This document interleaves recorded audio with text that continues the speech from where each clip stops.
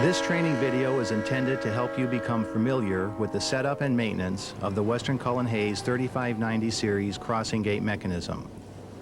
For this demonstration, we are using model 3593E, which is a 2-power wire mechanism with 6 circuit board contacts and a power down contact located on the hold clear device. Here is an assortment of tools that will be used to demonstrate the setup and adjustment of all 3590 series gate mechanisms. A spring scale and torque wrench with socket, which are used for adjusting horizontal and vertical torque. An angle finder, which is extremely important for the adjustment of contact cams. An ounce spring scale, a contact adjustment tool, and a 1/16 inch gauge, all of which are used for contact adjustment. A 32 thousandths gauge, which is used for power down contact adjustment when the contact is located on the hold clear. A 20 thousandths gauge, which is used to measure the adjustment between the ratchet wheel and the pawl. Snap ring pliers for removal of the ratchet wheel. Assorted T-handle hex wrenches and an AAR terminal wrench. All these tools are available from Western Cullen-Hayes. Other tools that will be required: hammer, screwdrivers, large adjustable wrench, an alternative power source such as the Western Cullen-Hayes 202G signal test set, which is used to test the pick and the drop voltage of the hold clear device, as well as the relay, a voltmeter for voltage readings, a DC ammeter, and a megger for testing the wiring circuit for grounds. Here is a brief description of how a Model 10 signal unit is assembled. The base, mast, lights, signs, high wind bracket, and the bell are assembled as a unit on the ground or according to your railroad's particular procedure, and then lifted into position and secured to the foundation. Once this assembly is properly in place, install the mechanism support at a 45-degree angle as shown. Lift the mechanism so it will rest on the support. Secure the mechanism to the mast using the clamp kit that is provided. Then proceed to install the seal-tight conduit and fittings. Once the mechanism is secured to the mast, the next step in the assembly is to install the counterweight support arms.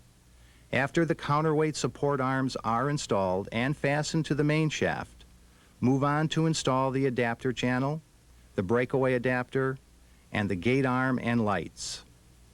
After the gate arm is secured, install the counterweight safety support bracket and the counterweights. Now let's review the internal components and layout of the Model 3593E gate mechanism.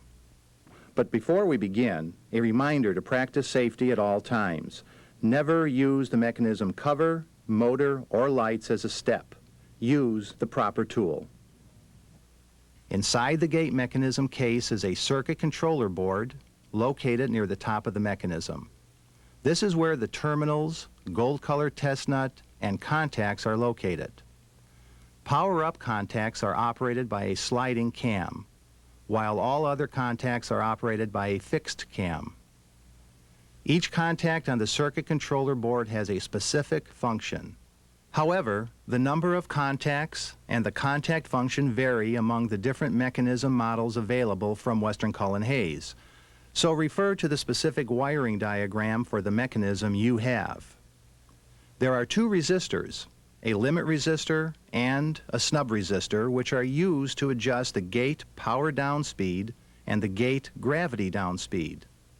Next is the 12-volt DC totally enclosed non-ventilated motor. Attached to the motor is a ratchet-toothed overrunning clutch assembly and a hold clear device. This particular hold clear on Model 3593E has an additional contact. There is a series of 3 gears.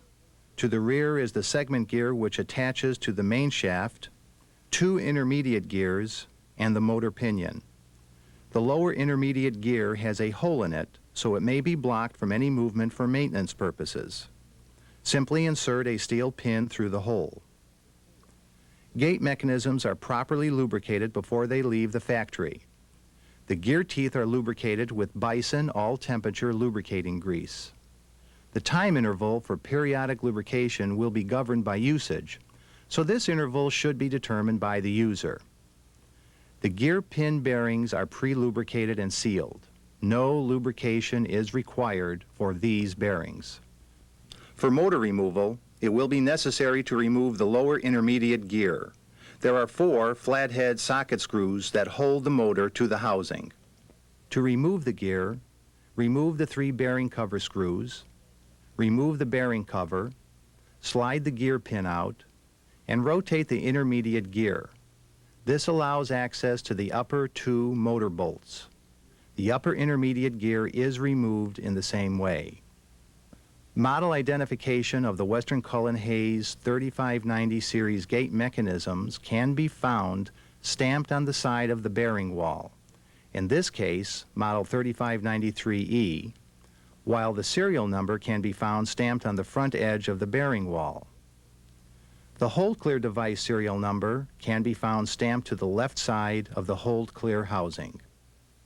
Now, before we continue, this is a good time to point out that whenever you open the mechanism case, it is a good idea to check that the vent plugs are clean from any obstruction. Once the signal assembly has been assembled to this point and power has been supplied to the unit, raise the gate arm to the vertical position. Now adjust the counterbalance for the gate arm. This is called vertical torquing. Place a piece of insulated material between the power down contacts and connect the torque wrench to the pinion side of the motor. Release the test nut while holding the wrench securely. Allow the wrench to rotate and rest against the mechanism case. Be certain that the segment gear is not contacting the vertical stop pin. Note the scale reading. Refer to the installation and service manual for the proper reading for the length of extension of the gate arm. If the reading is too high, adjust the counterweights toward the field side of the unit. If the reading is too low, adjust the counterweights toward the roadside. To release the torque wrench, rotate it, hold in manually on the Hold Clear device armature, remove the torque wrench, remove the insulating material from the power down contacts, tighten the test nut, and release your hand from the Hold Clear.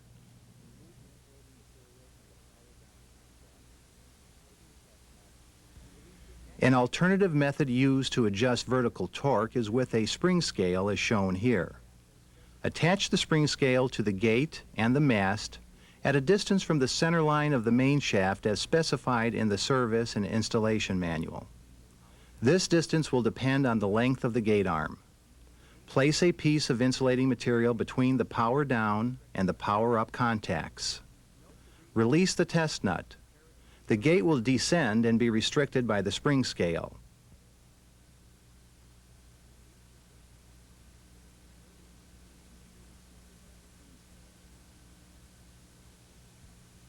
Note the reading on the scale and compare it to the chart found in the service and installation manual.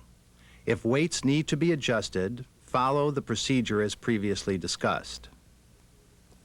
Raise the unit, tighten the test nut, remove the insulating material. Now, set the horizontal torque. Lower the gate by opening the test nut. Once the gate is fully lowered, push down gently on the counterweight arms to slightly raise the gate arm. Attach the torque wrench to the pinion, rotate it until it rests against the mechanism case, and release the counterweight arm. Note the reading. It should be between 50 and 100 pounds, regardless of the length of the gate arm being used. If the reading is less than specification, move the counterweight toward the roadside. If the reading is greater than specification, move the counterweight toward the field side. To release the torque wrench, lightly push down on the counterweight arms, remove the wrench, allow the arm to rest in the horizontal position. Another method of adjusting horizontal torque is by attaching a spring scale 5 feet out on the gate arm measured from the center line of the main shaft. Attach the scale and lift gently. You should have a reading of 10 pounds regardless of gate arm length just as the gate begins to lift. Note the scale reading.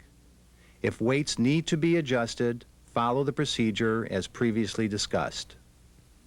After all the balance adjustments have been made, Check to see that the gate arm is parallel with the road surface. If adjustment is needed, the horizontal bumper pin will need to be adjusted. Attach an angle finding device to the main shaft. Position it to read 0 degrees. The cover of this angle finding device has been removed for clarity. Remove the bumper pin cover, loosen the lock nut, and rotate the bumper pin clockwise to raise the arm or counterclockwise to lower the arm. Once the gate arm is parallel with the roadway, note the angle now displayed on the angle finder. If the gate arm was moved more than 2 degrees either side of 0 degrees, it may be necessary to readjust the cams that operate the contacts, especially the snub cam. Tighten the lock nut and replace the cover. Should it be necessary to adjust the gate arm to stop at less than 90 degrees vertical due to an overhead obstruction or interference with a high wind bracket, it will then be necessary to adjust the power-up cam to stop the gate where required.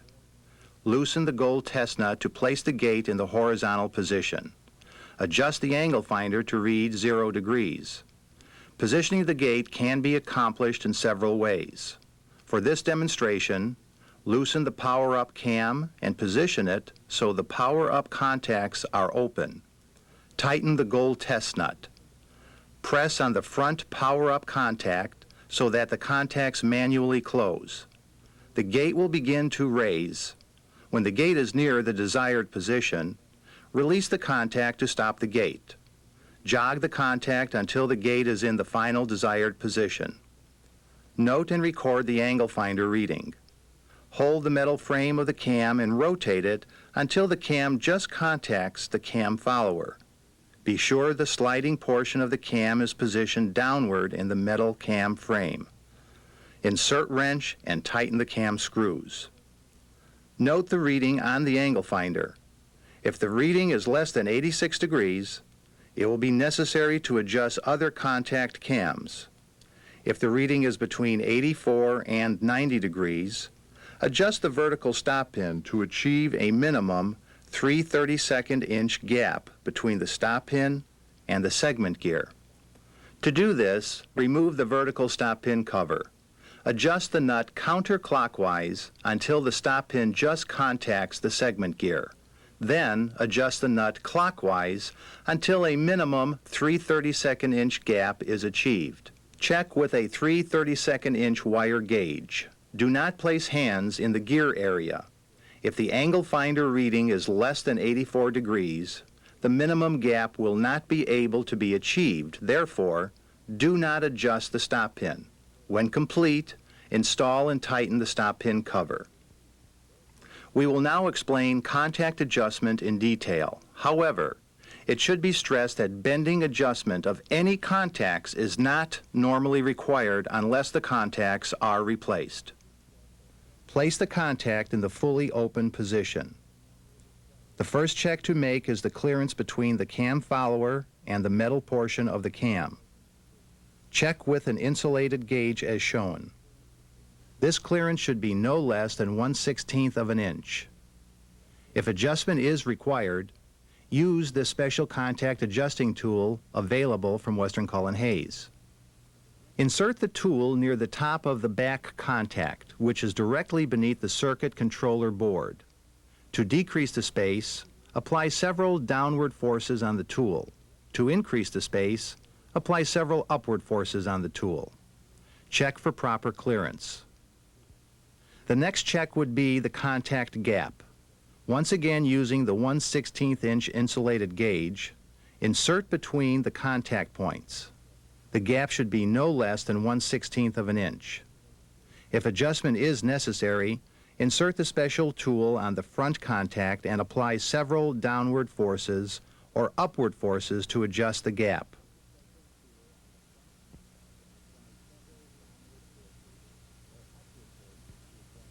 The last check on the contact is done when the cam is in its full closed position. This is contact spring pressure. Attach an ounce spring scale to the contact at the bend and gently pull. Note the reading when the contact just opens. The reading of the power-up contact, which is operated by the sliding cam, should fall between 18 and 28 ounces. On all other contacts, this reading should fall between 16 and 24 ounces.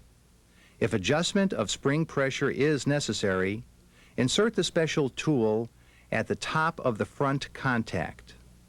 To increase spring pressure, apply several downward forces. To decrease spring pressure, apply several upward forces. Never adjust the contact in this lower area or attempt to adjust the contact near the contacting surface. Recheck the spring pressure. There are two resistors in the motor circuit, a limit resistor and a snub resistor. The limit resistor is used to control power descending time, which is travel from 90 degrees to 45 degrees. To increase speed, move the slide adjuster up, and to decrease speed, move the slide adjuster down. The snub resistor is used to control gravity descending time, which is travel from 45 degrees to 5 degrees. To increase speed, move the slide adjuster down. To decrease speed, move the slide adjuster up. The resistors have been preset with the slide adjuster positioned in the center. After adjusting either of these resistors, care should be taken to see that the screw and lock nut is tight on the slide adjuster. The mechanism motor is totally enclosed and non-ventilated. The bearings are pre-lubricated and sealed so no bearing maintenance is required. The motor brushes should be periodically inspected for wear.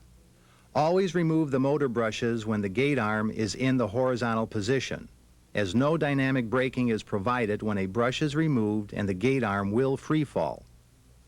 The motor brush caps screw on. Remove the caps by turning counterclockwise.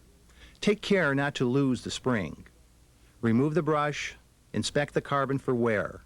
If the carbon is less than 5/8 inch long, replace the brush and spring. Reassemble. Make sure the tabs are straight in the holder, insert the spring and cap, then hand tighten the cap. The ratchet wheel includes a press-fit, pre-lubricated and sealed overrunning clutch. No maintenance of this unit is required. When the ratchet wheel becomes worn so as to interfere with proper latching, or if the internal clutch becomes inoperative, the assembly should be replaced. To remove the ratchet wheel, remove the snap ring, slide the ratchet wheel from the motor. Inspect the teeth for wear. We have now exposed the hold clear device. This device holds the gate in the clear position. On the hold clear device, please notice the paw. Since the ratchet wheel contacts the paw in the hold clear device, and after extensive use, the paw will wear and need to be replaced. The paw, however, is double-sided, so when the tip becomes worn to the point where it will not properly engage the ratchet wheel, it may be removed, turned around, and reinstalled. When both tips are worn, the paw and paw screw should be replaced. To service the paw, bend back the bolt keeper and remove the 2 bolts from the armature pin stop plate. Remove the pin and the armature will slide away from the assembly. While disassembled, replace the paw and the screw and reassemble the hold clear armature assembly. Reinstall the ratchet wheel and the ring clip. The ring clip has 2 sides. The rounded side of the ring clip should be against the face of the ratchet wheel. A light coating of multi-purpose oil should be maintained between the ring clip and the ratchet wheel. When positioned properly, the ratchet wheel should be no closer than 0.010 inch from the ring clip. After reinstalling the ratchet wheel, rotate it so that one of the ratchet points is in alignment with the pawl. Using a 20/1000 gauge, check for adjustment. The gap between the edge of the paw and the highest point of a ratchet wheel tooth should be 20/1000. If adjustment is necessary, loosen the lock nut on the armature adjusting screw. Then adjust the screw as required to obtain the 20/1000 gap. After adjusting the gap between the paw and the ratchet wheel, Tighten the adjusting screw lock nut. Some points on the hold clear service. The armature support assembly should have appreciable end play on its pivot and should not be restricted in any manner by friction or any tendency to bind. Engagement between the ratchet wheel and paw is controlled by the position of the hold clear device on the motor face. With the hold clear coils energized and the armature against the pole faces, the tip of the paw should just touch the bottom or root of the space between the ratchet wheel teeth. This adjustment is set at the factory. Should field adjustment be necessary, loosen the 3 hex head cap screws holding the hold clear to the motor and move the entire hold clear assembly to the proper position. Retighten the mounting screws. If this adjustment is made, the paw to ratchet tooth clearance must then be rechecked and adjusted if necessary. The hold clear paw is double-sided, so remember, when the tip becomes worn to the point that it will not properly engage the ratchet wheel, it may be removed from the hold clear device, turned around, and reinstalled. When both tips are worn, the paw and paw screw should be replaced. In the de-energized position, the paw should clear the ratchet wheel teeth by a minimum of 20 thousandths. This clearance is controlled by a stop screw and its attendant lock nut. This adjustment should be maintained and the lock nut kept tight to prevent movement of the stop screw. The armature support bracket springs are adjusted as shown here. With the hold clear coil energized and the armature held against the pole faces, the nuts are tightened until the coils of the springs are lightly compressed together. Then, each nut is backed off 1/2 turn and locked in place with a cotter pin. The parallelism between the hold clear armature and its pole faces, at time of latching, is controlled by a stop screw and attendant lock nut. The lock nut is tightened to prevent movement of the stop screw. If field adjustment is required, it should be done when the hold clear device is de-energized. If the adjustment is changed, it will be necessary to readjust the stop springs as previously described. Mechanisms are given a final inspection and are properly lubricated and adjusted before shipment from the factory. Before placing any mechanism in service, inspection should be made to ensure that there is no oil, grease, or dirt on the armature or pole faces of the hold clear magnet. These parts should be kept clean at all times. Check supply voltage. Voltage should be maintained at between 11 and 16 volts DC. Connect a voltmeter and a DC ammeter to the power supply leads. Operate the mechanism through an up-down cycle and note operating voltage and current readings. As the gate goes up, the voltage should not drop below 11 volts DC, and current should range from 6 to 20 amps. As the gate descends, voltage should not drop below 11 volts DC, and currents should range from 6 to 15 amps. Readings will vary through the range depending on length of gate arm. Perform a gravity down test. Place a piece of insulating material between the contacts of the motor up contact. Open the test switch. The gate should descend freely to the horizontal position.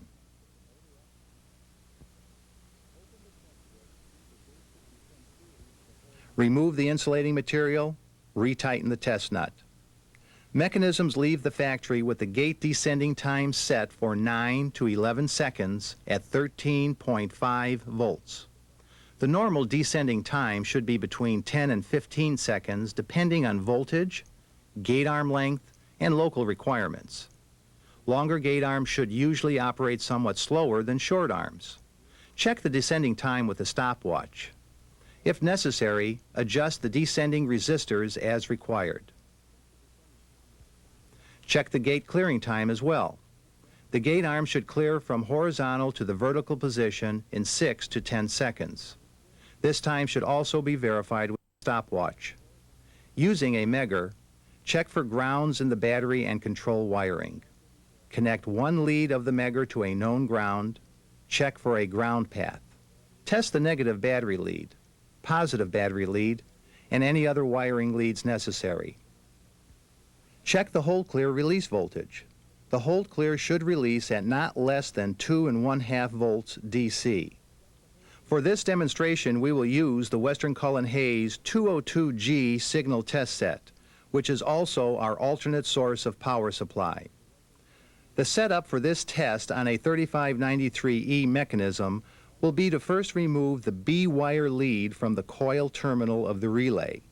Connect the negative lead from the test set to terminal 2A, the positive lead of the test set to terminal 4B. At this time, the hold clear is energized. Place a piece of insulating material in the number 4 contact. Slowly reduce the voltage and note the reading at which the hold clear armature releases. For this particular test, the voltage reading is 3.3 volts. The release voltage is well within the specification. After completing this test, make certain to reconnect wire B, remove the insulating material from the number 4 contact, remove the wire leads from the test set, and tighten the test nut. No field adjustments are recommended to the motor control relay. Field tests suggested are to verify the pick and drop value as listed in the table located in your service and installation manual. For this particular relay, used on the 3593E mechanism, the minimum voltage required to energize the relay is 6.54 volts DC. Replace any relay that fails to energize at 9 volts. The relay should de-energize when the nominal voltage drops to 0.72 volts DC or less. For this demonstration, we will again use the Western Cullen Hayes 202G signal test set. In preparation for this test, the following steps were completed. We have removed wire lead B from the coil terminal of the relay, the positive incoming service lead, and have connected the test set voltage source, negative to terminal 2A and positive to the coil terminal B of the relay. Reduce the power and note the voltage reading when the relay drops. In this case, the reading was 0.82. Now increase the power and note the voltage when the relay energizes. The relay energized at 6.17. Both readings are well within specification. The test is complete. Disconnect the signal test set leads. Reconnect the power service and also the B terminal to the relay. We've covered a lot of territory here, showing you the variety of tests and adjustments needed to make sure this crossing gate mechanism is in working condition at all times. But it's for a good reason. This system saves lives. If you're ever in doubt about some of the applications you've seen today while out in the field, play the tape over and over again and look for the adjustment or test that you aren't quite sure of yet. Keeping yourself familiarized with this unit is very important. A lot rides on your maintenance knowledge. We're all depending on you.